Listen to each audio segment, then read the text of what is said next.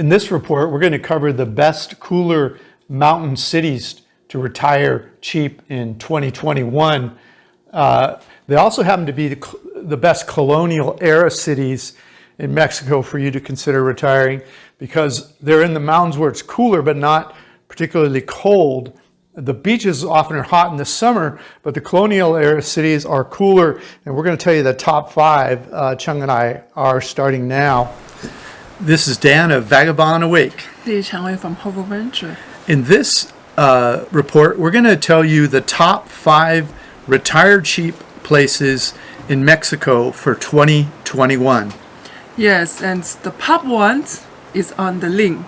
It's on the YouTube description if you miss out that part 1. Yeah, this is part 2. In part 1, we covered the 22 cities we visited over 14 months, and we wrote retired cheap reports on all these, and we've ranked them and talked about food to eat and all that kind of stuff, where to live in this, what areas, walking tours, nightlife, all kinds of stuff in these reports, and all of them have a report. But now it's time to get down to the nitty-gritty and talk about which ones are our favorite. And we're going to break it into 2 categories for you. Mm-hmm. Some of you like beaches, and some of you like the colonial era cities in Mexico. So we're going to do top 5 of each for you in this video. Yes. We're going to just do short summaries, but the full reports are available if you're interested in learning more.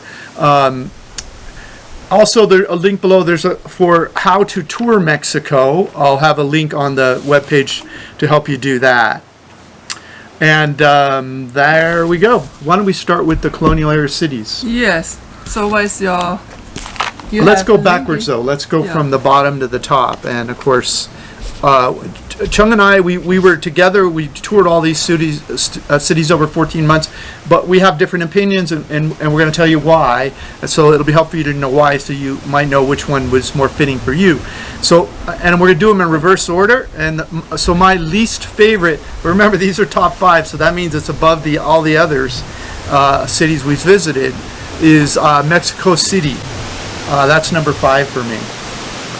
Number 5 for me is Guanajuato. Guanajuato. Because Guanajuato is small, and you have a lot of stairs. Yeah. So you need a lot of exercise over there. But it's beautiful. I love that. Yeah. Yeah.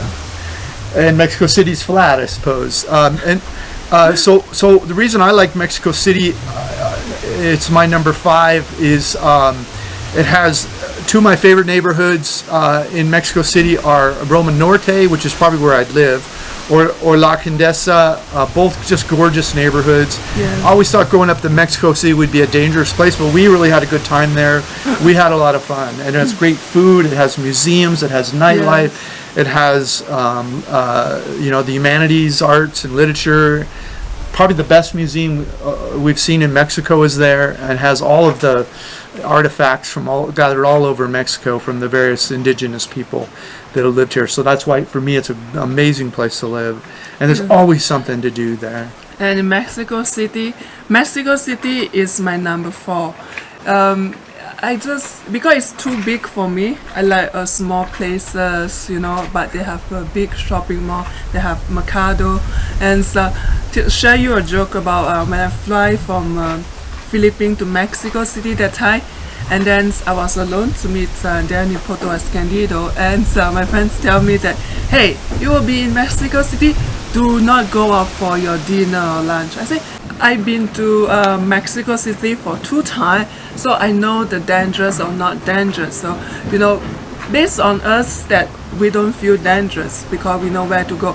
How to say? You have to feel by yourself to see the world, not based on people to tell you that this is dangerous, this is good, this is what.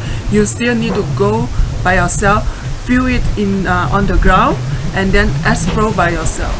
Yeah, and 𝐂𝐿 mentioned that Guanajuato was her number 5, and that for me it's further up the list, so I'm not going to talk about it for now. But my number 4 is Puebla. I'm moving up to my favorite, and Puebla is a gorgeous colonial era city, colorful. It has a great economy. It has the center of the city has great restaurants and beautiful streets just to walk down and just look at all the beautiful colors. And it has a nice nightlife, and it has amazing malls and theater, and it's just a beautiful city. And it's one of the cities that's not as well known by expats, and the prices are a little lower than some of the other cities that are well known. So Pueblo for me is 4 and rising. Number 3, my number 3 is Oaxaca. Oaxaca. Yeah, Oaxaca is it's nice to live there because it's very relaxing and it's on the mountain, and because I love that is their food. Yeah, Oaxaca food is very nice. Oaxaca cheese is nice, and I just love all this over there, and mezcal. So Pueblo for me was 4, and 3 for me is Querétaro. Querétaro is the Silicon Valley of Mexico. It's near Mexico City. It's near Guanajuato. It's near San Miguel de Allende. It has maybe a little larger colonial center, so there's more to do there. A bunch of fun nightlife, live music, dance clubs, bunch of great restaurants, and it has a lot of foreign money chasing the food there. So there's always great restaurants, because the largest VW factory in the world is there, and there's a bunch of foreign companies that are in the area. It's very windy. Yeah. My number 2 favorite I will live in is Puebla. Puebla is very colorful. I love the colorful, and they have a big mall. They have a cinema over there, so I like over there. And my first one is Querétaro, which is dancing. I love Querétaro because it's a university town, and from Querétaro you can go to the Puebla, you can go to Guanajuato, you can go to Mexico City. Yeah, it's all really close. Yeah. And so Querétaro, moving up 1 for me is Guanajuato. One of the things I like about Guanajuato is all the stairs and places cars can't go. There's all these paths. It's a pre-vehicle town. Obviously all the colonial cities are, but it doesn't have those big wide streets like around the Zócalo. It has all these little streets with cobblestone and beautiful colors, and it has a lot of the streets are underground, so you don't have to deal with cars. And it's a university town, and it's very colorful, and it has the Cervantes festival every year, where people from all over the world come and are involved in arts and literature and music. It's really an amazing place, and the university town aspect of it really makes it fun to be there. Oaxaca is my favorite colonial era town in Mexico. It's further in the south, so it's not as close to some of the other cities. So you won't be able to do as many day trips, but there's some great beaches nearby. 1-hour flight to Puerto Escondido, Huatulco. But the reason it's my favorite is it's in a little valley. It's surrounded by beautiful mountains, and there's little villages around it. And the city itself is very clean. The markets are clean. It's over 50% indigenous people in that area, and they have amazing arts and crafts, and they have their annual festival where indigenous people come from all over Mexico and even other parts of the world. And you just hear different kinds of music and foods there than you will in other parts of Mexico. And I think that it's been since it's so well preserved, it's less, if you will, affected by the colonialism. I think it just has more of a lighter feel to it than a lot of Mexico, and the food's amazing.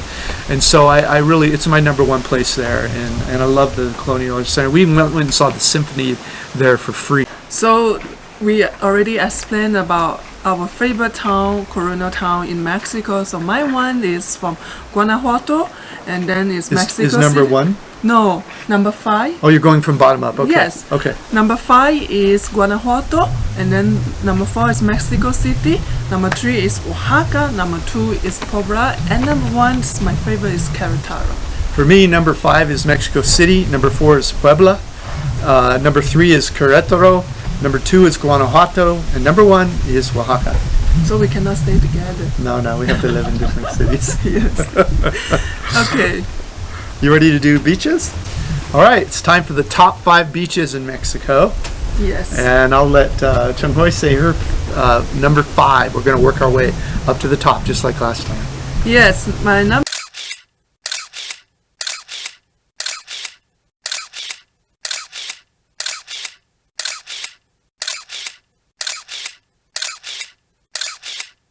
So I'm editing this video right now and I'm already at 10 minutes, so I'm going to put the best beaches to retire in Mexico for 2021 in another video. Don't worry, it'll be out in a couple days. Look for it. Make sure to subscribe and hit the notifications bell to make sure you know when it's published. Thanks for watching. If you're like me, you probably thought you'd have 3 or 4 times as much money when it came time to retirement. But the good news is I've been traveling all over the world for 13 years and there's lots of places where you can retire on much less than you were probably planning. Check this out. If this looks fun to you, click the link in the notes below this YouTube video. Come check out all the Retire Cheap reports we have all over the world.